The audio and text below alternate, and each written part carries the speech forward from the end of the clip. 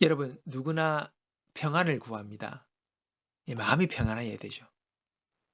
이 모든 것에게 근본되는 복이 바로 평안입니다. 그래서 이 평안을 사람들이 잊기 원합니다. 그리고 그 평안을 누리기 원하고 그 평안 가운데 살기를 원하죠. 자, 그런데 이 평안을 참 우리가 어떻게 구할지 모르고 어떻게 누릴지를 모르고 있습니다. 여러분, 우리가 평안하면 보통 이렇게 뭐 아프지도 않고 뭐 자기 원수도 없고 뭐 특별히 불안한 일이 없이 잘 먹고 잘 살고 뭐 불편한 일이 없으면 그냥 우리는 평안하다라고 이야기를 합니다. 우리가 일반적으로 이야기하는 그런 평안이죠. 근데 오늘 우리가 성경에서 말하고 예수님께서 말하시는 그 평안은요, 좀 더 높은 차원의 그 모든 것을 능가하는 그 놀라운 평안이라고 우리에게 말씀하십니다. 어떤 평안인지 생각하고 그리고 어떤 자에게 이 평안을 주시는지를 생각하면서 우리 모두가 이 평안을 누릴 수 있게 되기를 주님의 이름으로 축복합니다. 여러분, 첫 번째, 이 평안은요, 세상이 주는 평안이 아니라는 겁니다. 앞에 제가 이야기했습니다. 특별히 아픈 데 없고, 자기를 해치려는 원수 없고, 특별하게 뭐 불안한 일 없으며, 잘 먹고 잘 살고, 잘 자고, 그리고 뭐 자기가 일상에 주어진 일들을 그냥 잘 해나가면 그게 평안이라고 보통 우리가 생각을 하고 이야기합니다. 근데 오늘 우리 예수님이 주시는 평안은 이렇게 세상이 주는 조건적인 평안이 아니라는 겁니다. 어떤 상황이 되고 형편이 되기 때문에 주어지는 이 평안이 아니라 여러분 이 모든 그렇지 못한 상황 속에서도 가질 수 있는 평안이라는 것이죠. 그래서 나아가 그 평안의 마음을 가지고 그렇지 못한 상황들을 바꿔나가고 뒤집어 나가고 고쳐나가고 이겨나가는 그런 능력 있는 삶을 살 수 있게 된다라고 우리에게 말씀하십니다. 어떤 화가들이 평안을 주제로 그림을 그렸답니다. 근데 어떤 그림을 보니까 아름다운 석양의 그림을 그렸어요. 이렇게 약간 노을이 진 그 멋진 얼마나 평안을 이야기합니까? 그 석양을 그린 그림. 또 어떤 그림 보니까 전원의 풍경이에요. 보리와 곡식이 쫙 익어서 이렇게 누렇게 익고 넓은 들판 얼마나 좀 멋있습니까? 평안하고. 근데 어떤 그림 보니까 웅장한 폭포에서 물이 엄청나게 막 거품을 내면서 떨어지고 있는데 소리를 내며 요란하게. 근데 그 폭포의 가장자리에 끈티에 여러분 그 한 나뭇가지에 새 둥지가 있어요. 대롱대롱합니다. 그런데 그 둥지 안에 새 한 마리가 편안하게 앉아 있는 모습, 쉬고 있는 모습. 그것을 평안이라는 주제로 그림을 그렸다는 것입니다. 여러분, 요란하고 시끄럽고 위험하기까지 한 그 주위의 환경과 상관없이 평안한 모습을 유지하고 있는 것. 이것이 진정 하나님께서 우리에게 주는 진정한 평안의 모습이라는 것입니다. 그 모든 상황을 이기는, 모든 환경을 이기는 그런 평안. 그 평안을 우리에게 주시겠다라고 말씀하시는 것입니다. 우리의 삶에 살아가다 보면 평안치 못하는 일들이 있어요. 우리 마음에 평안을 앗아가는 일들도 경험해요.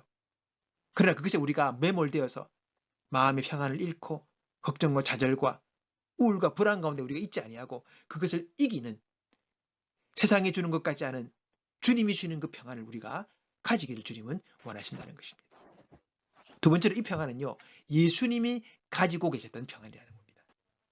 나의 평안을 너에게 준다. 주님 그렇게 말씀하십니다. 여러분, 예수님이 주신 평안은 예수님이 가지고 계셨던, 예수님이 누리고 계셨던 그 평안이에요. 우리 예수님이 어떤 분이십니까?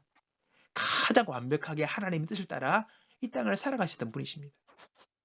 그분은 하나님과 완전하게 교통하고 하나 되어서 주님과 동행하며 주님의 완벽한 뜻을 따라 살아가셨던 그런 분이시기 때문에 그 안에는 온전한 하늘의 평안을 소유하고 계시던 분이 바로 예수님이십니다. 이 평안은 하늘이 아닌 이 땅에서 누릴 수 있는 가장 최고의 평안을 우리 주님은 누리셨는데 이 평안을 우리에게 주시겠다라고 말씀하시는 것입니다. 마음이 평안해야 돼요. 마음이 평안하고 마음이 평안해야지 우리가 이 땅을 살아가도 참으로 행복한 삶을 살아갈 수가 있는 것이죠. 그리고 이 평안이 있을 때에 비록 우리가 평안치 못한 상황 속에서도 그 모든 상황을 이기고 나갈 수 있는 힘들이 그 평안으로 말미암아 우리에게 주어지게 된다는 것입니다.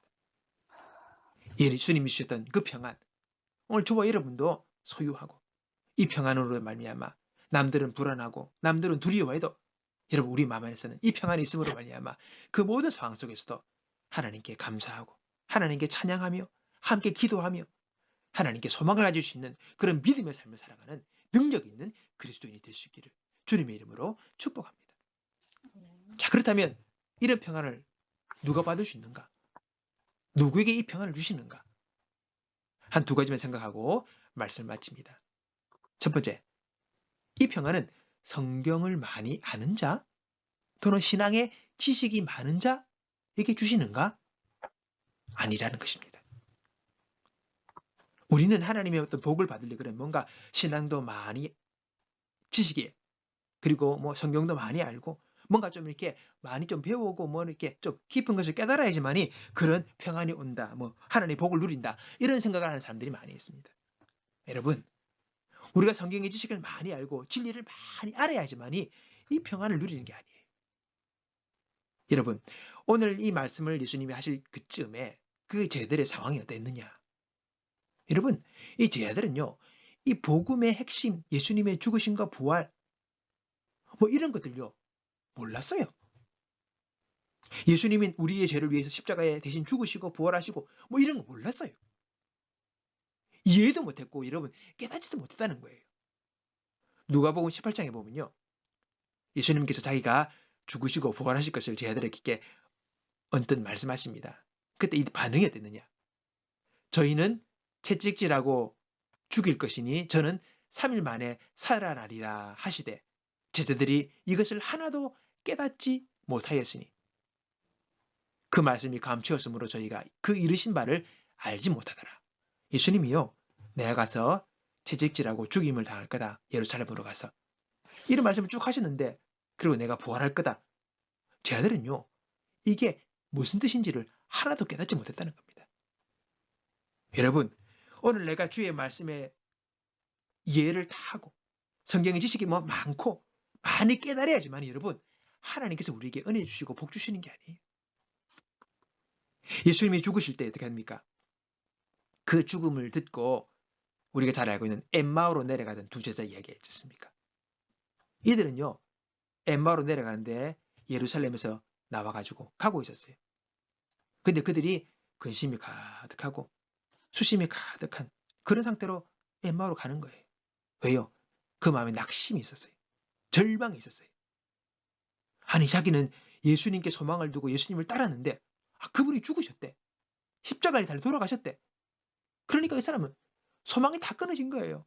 야, 그가 우리를 그리고 이스라엘을 구원할 자라고 여겼는데 그가 의없이 죽었다. 그렇게 하면서 그냥 낙심 가운데 터벅터벅 엠마오로 내려가고 있다는 겁니다.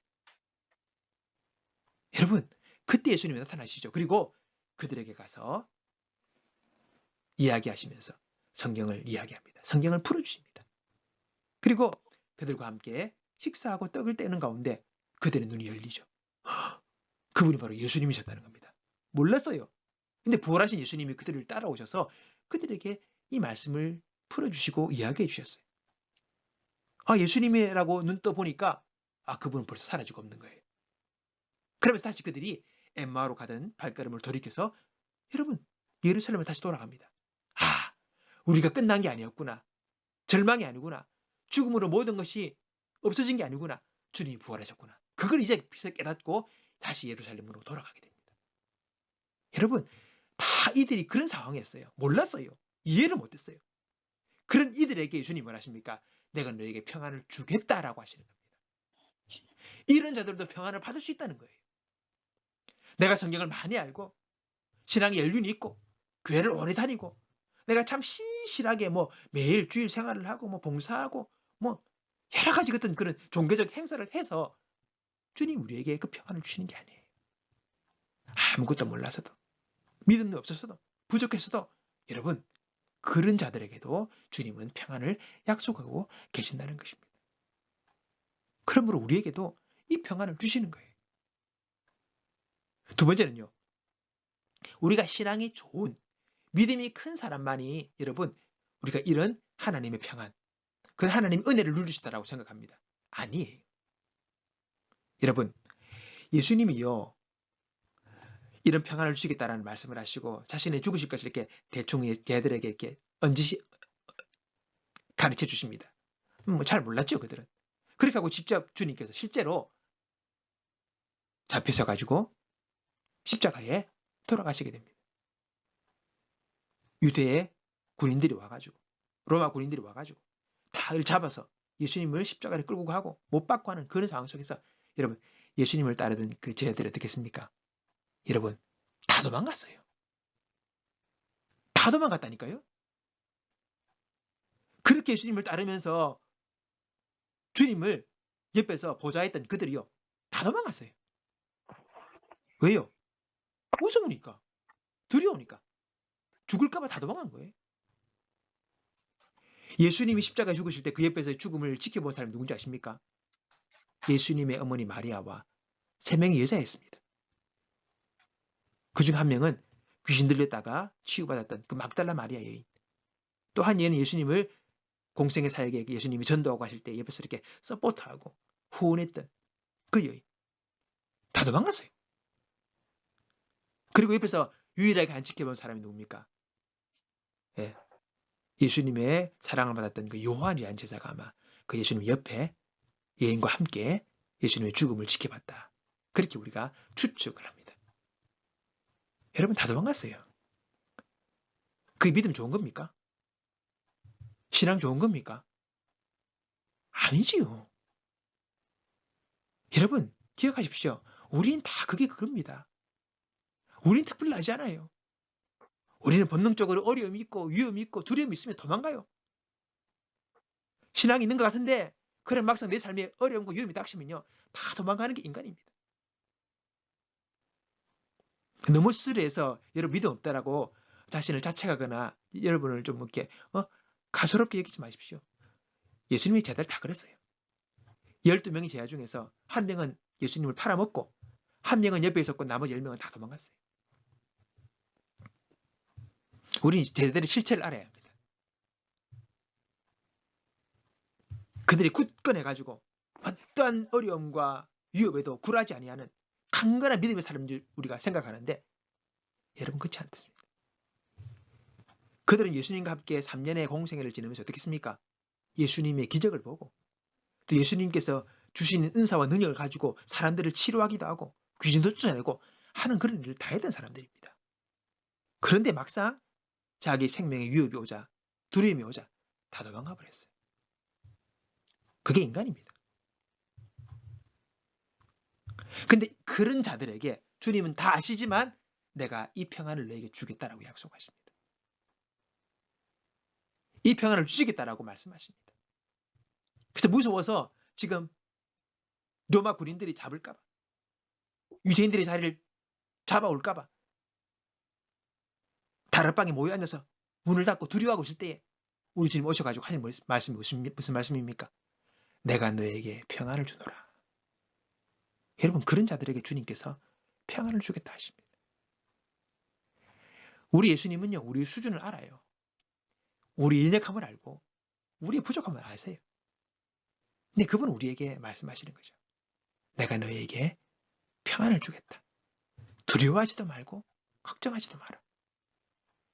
여러분 우리 주님은 그렇게 우리에게 다가오시는 분이십니다. 그걸 알아야 합니다. 뭔가 조건이 돼서 뭔가 그럴듯하니까 뭔가 되어 있으니까 뭔가 신앙이 좋은 것 같으니까 하나님께서 은혜를 베푸시고 우리에게 평안을 주시고 복을 준다라고 여러분 생각하지 마십시오. 오늘 이런 연약한 자들에게도 부족하고 죄 많죠.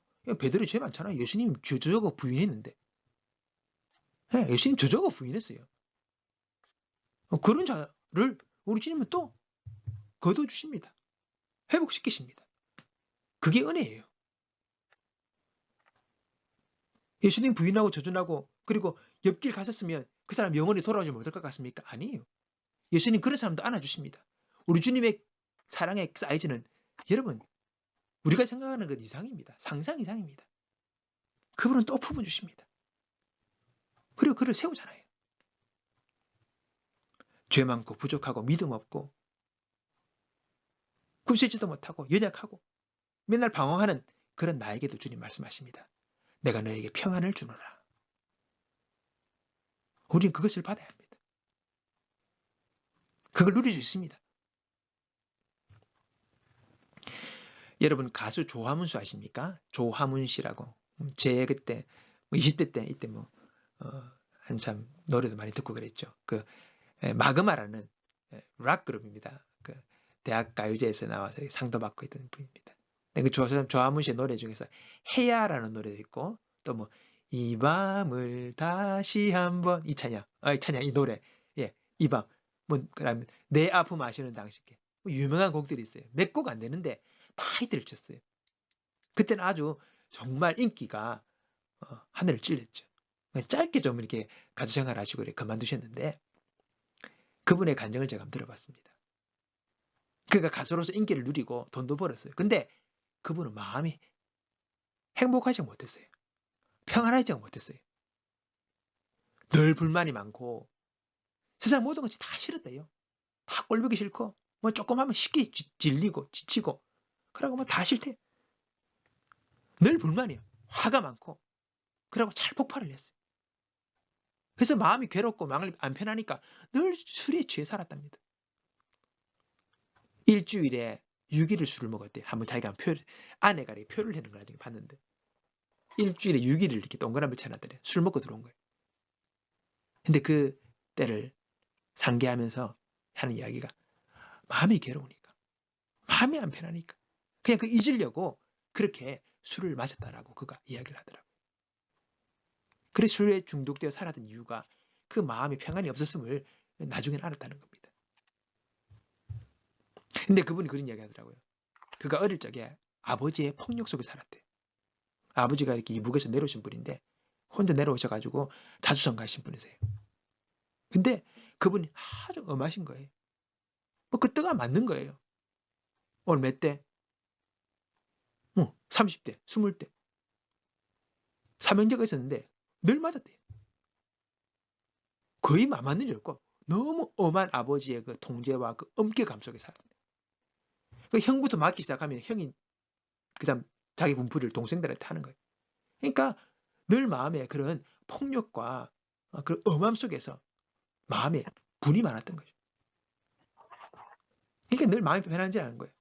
근데 그분이 이야기하시니까 지금은 우리가 공황장애 이런 이야기를 많이 하는데 그때는 그런 병명이 없으니까 자기가 그런 걸 아는 거예요.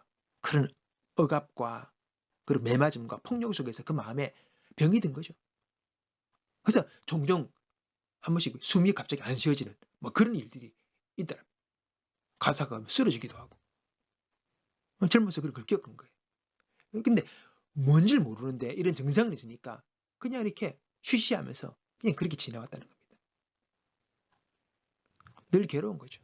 힘든 겁니다. 근데 그분이 그러는 거예요.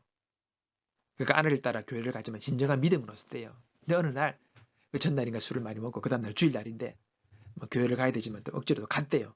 가가지고 뒤에 앉아가지고 가만히 있는데 얼굴이 편치가 않죠. 근데 그날따라 자기가 이제 뒤에서 예배를 드리는데 마치고 나오는데 그 자기 교회 자기 구역의 구역장 권사님이 쫓아오시더니 얼굴이 왜 그러냐고 큰일 나겠다고 왜 그러냐면서 자기에게 일 안 된다고 그러면서 하는 이야기가 성경을 읽으라고 그러면서 다른 거 어려우니까 먼저 요한복음부터 집에 가서 읽어보라고 손을 꼭 잡고 자기가 이렇게 간청을 하시더래요. 권면을 하시더래요. 그 얘기를 듣고 자기가 이제 또 그날따라 가서 또 이제 성경을 또 하나 샀대요. 그래서 이제 성경을 또 읽었대요. 어떻게? 근데 그때 그 성경이 산 게 요즘은 그렇게 나오는지 모르겠습니다. 예전에는 그 성경 보면 복음서에 예수님이 하신 말씀을 이렇게 빨갛게 이렇게 색깔로 색인이 되어 있어요. 근데 그렇게 성경을 쭉 읽어가는데 성경을 쭉 읽다가 오늘 읽었던 그 본문의 말씀이 눈에 딱 들어온 거예요. 평안을 너에게 끼치노니 곧 나의 평안을 너에게 주노라. 내가 너에게 주는 것은 세상에 주는 것 같지 아니하리라. 너희는 마음에 근심도 말고 두려워하지도 마라. 조아무 씨는 늘 두려웠어요. 늘 근심이 많았어요. 편안하지 못했어요. 행복이 없었어요, 마음에. 근데 오늘 그 말씀이 자기의 마음 가운데 이렇게 쫙 비춰오는 거예요. 눈이 간 거예요. 자기는 사람들을 만나면 자기에게 내가 명예를 주겠다. 돈을 주겠다. 이런 사람들을 많이 만났는데 자기에게 평안을 주겠다고 한 사람은 처음이었다는 겁니다. 내게 평안을 준다고? 그 말씀에 딱 포커스가 맞춰져 가지고 그 말씀을 읽고 또 읽고 또 읽고 또 읽게 됐어요. 그 말씀에 쭉 빠진 거죠. 그러면서 말씀을 읽기 시작하면서 요한복음 이후에 성경을 읽고 또 읽고 또 읽고 그러면서 성경에 몰입되고 읽고 이러면서 이 신앙의 새로운 체험들을 하게 된 겁니다. 그 마음에 평안이 있고 은혜가 있고 기쁨이 있고 그런 새로운 신앙의 어떤 경험들을 그 계기를 통해서 조화무식하게 된 거예요. 그러면서 이제 그가 나중에는 또 신학도 하고 지금 조화무 목사님이 됐습니다. 그렇게 바뀌어진 거예요. 세상이 줄 수 없는, 세상에서 맛보지 못했던 그런 평안과 기쁨으로 자기를 채우시는 하나님 은혜를 경험하게 된 것입니다. 여러분, 하나님 우리에게 평안을 주십니다. 우리에게 기쁨을 주시고 모든 것이 불만이었고 불안했고 싫고 짜증이고 분노고 원망이었던 그 마음 가운데 주님이 찾아오셔서 이 평안을 주시면서 그 인생이 새롭게 바뀌기 시작한 것입니다. 오늘 여러분, 주님 말씀하십니다. 우리에게 말씀하십니다. 내가 너에게 평안을 준다. 나의 평안을 너에게 준다. 내가 너에게 주는 것은 세상에 주는 것 같지 아니한다. 너희는 마음에 근심하지도 말고 두려워하지도 말고 이 평안을 가지고 세상을 살아가자. 세상을 이기자. 주님 우리에게 말씀하시는 것입니다. 오늘 여러분 우리가 주님께 나가 이 평안을 구합시다.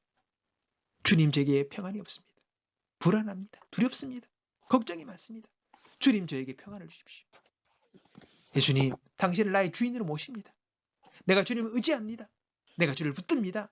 나를 도와주시고 내 마음은 당신의 평안으로 함께하사 하나님 이 세상을 살아가는 동안 당신의 평안으로 살아가게 하시고 모든 것을 이기는 자가 되게 해주십시오. 오늘 여러분 우리의 마음에 세상에 줄 수 없는 세상의 환경과 상관없이 누릴 수 있는 이 평안 그리고 이 모든 환경을 이기고 변화시킬 수 있는 이 평안을 우리 마음에 소유하고 그 평안 안에서 살아가는 그래서 세상을 이기는 저와 여러분 되시기를 주님의 이름으로 축원합니다.